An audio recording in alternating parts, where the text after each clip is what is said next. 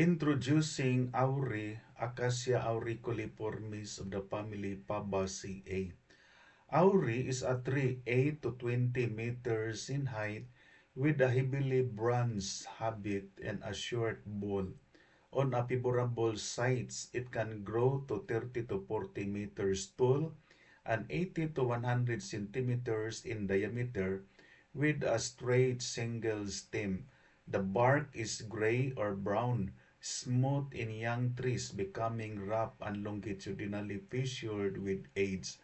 Mature foliage consists of phyllodes which may be straight or falcate, acute or subfalcate, 10 to 20 centimeters long and 1.5 to 3 centimeters wide.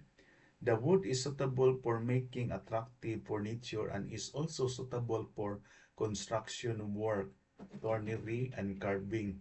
Plantation-grown trees have shown promise for the production of bags and wrapping paper, as well as for corrugating medium and high-grade packaging products. The wood is ideal for firewood and charcoal.